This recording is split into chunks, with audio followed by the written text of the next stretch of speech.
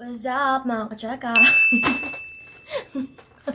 Same pa nilang damit kasi madami akong i-unboxing. Hindi ko kasi pwede silang isabay lahat kasi yung content ba, mag-iiba yung title eh. Dami kasi yung title kasi magkakaiba yung in-unbox ko. Correct. So, welcome back again! So, yung i-unbox ko naman ngayon is yung blush stick from O2O. So, dalawa kasi magkaibang araw ko sila in-order. Like, dalawa yung in-order ko, guys. Nabudol na naman tayo. Ay. Oh, super safe. Baka O2O yan. Diba, endorser. Endorser! Ito lang siya kaliit, guys. Ito yung una kong in-order. This is shade 2 Fervor. And itong isa.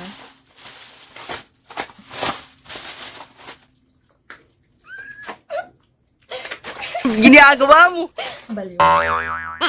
Guys, ang sarap mag-unboxing. Ang sarap sa feeling. Guys, ang sarap-sarap sa feeling mag-unboxing. Ay, yung isang order ko pala, nag-order din pala ko ng O2O Comb Eyelash Curler. Comb Eyelash Curler. Ito siya. Ito na yung uso ngayon eh. Ito na yung uso ngayon na curler. Hindi na siya yung normal lang. Meron ng comb dito na nagsiseparate ng iyong... Aray! Na nagsiseparate ng iyong ano. Iyong lashes. Ang ganda ng quality guys. Oh. Rose pink yung kulay. Try na natin yung ating... Unahin natin yung Fervor ko. Fervor! Naka-order na ako nito dati, guys. Yung may pagka-slight orange, binigay ko sa ate ko. Kasi, doon ko na-realize, hindi pala bagay sa akin yung mga something shade na orange. Kasi mas lalo akong nagiging maputla tignan.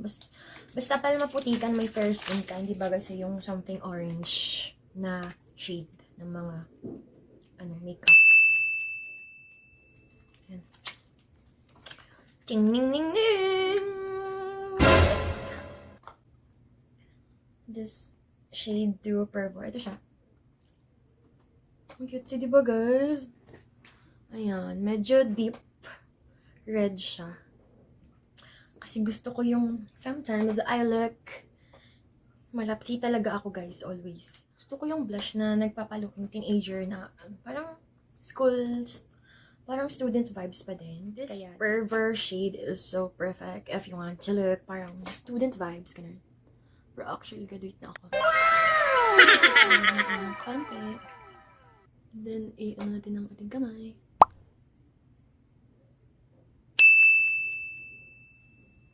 Ay, mali na naman ang aking paglagay. Dapat pala dito na sa bone part. Ato, sa bone part lang pala dapat nilalagay.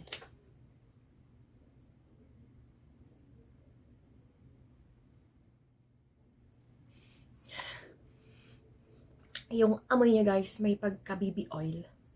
Yung sa Johnson. Ayan. My ears. May ears. So, my nose pala guys is so sensitive sa mga amoy. Kasi malalaman ko kung ano yun. Kaya naman medyo magaling ako mag-amoy kung mga yung mga amoy na dinidescribe ko. Ayan. So, this is Fervor guys. Look at that. Ito yung blush na gusto ko. If you want to be looking like student vibes.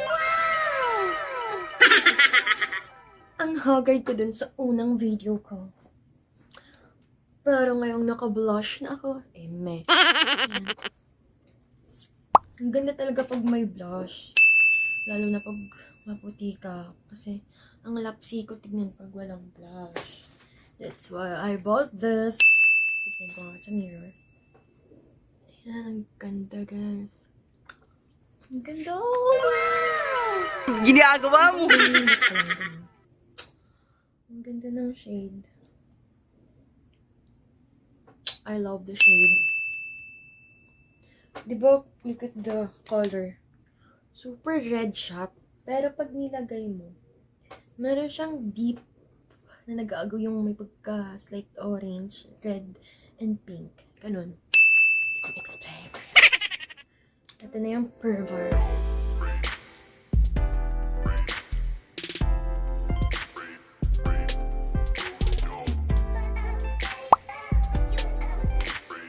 Ginagawa mo.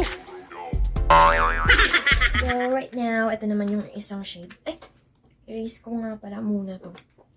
Wait lang. Alright, nakuha ko na guys. I-erase ko na siya yung unang shade. Ngayon naman, itong shade 6, Doting. Ito yung parang deep purple na ano, hot sales. Hot sale?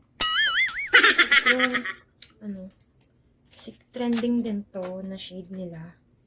Bagay sa mga may fair skin. Yung shade 6 Doting. You will always remember the day you kiss my lips. Life is a feather. Ayan. Ayan. Guys, look at the color. Ang ganda niyang kulay, guys. Deep purple. Yun, may pagka yung dark purple na may slight pink color. Let's put that in face. Sa ating cheekbone. And now, konti.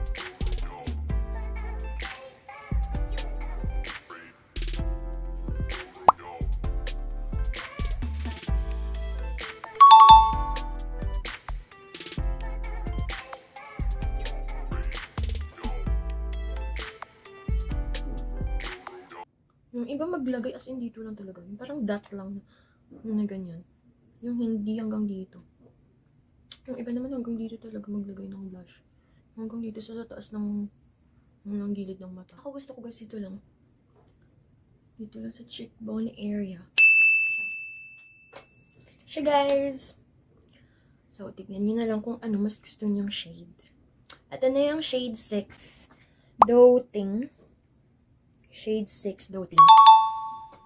And, yeah, legit bagay din siya sa akin. Let's see sa mirror. Ang ganda nga ng shade, guys. Ang ganda ng blush ng O2O. Yung iba kong blush, guys, sa Evergreen ako yung nabili. Pero, feeling ko, kasi apaka-sensitive ng skin ko, siguro yung blush na nabili ko sa Evergreen na yung Pillow Pop, nabili ko last time, feeling ko nung isa din yung nagpadami ng pimples ko dito sa face. Kaya guys, be careful sa paggamit ng mga beauty products. Baka kasi allergic kayo sa ginagamit nyo. And ito kasi dati nagamit ko na to. 2023, nakabili na ako nito na binili ko sa ate ko.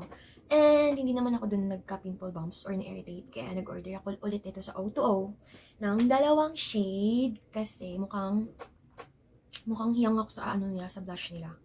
Kaya naman ngayon dahil super sensitive ng face ko, ng skin ko, mga hinahanap kong product na binibili ko, sinesearch ko muna yung mga ingredient or yung yung rating, yung feedback, kung maganda ba or nagkaka-irritate ba sa iba before I buy. Para safe na gamitin sa aking face. Kasi nakakainis na magkaroon ng acne or madaming pimples sa face. Nakakapagbaba ng confidence. Kaya wag niyong laitin yung may mga skin problems dyan, guys.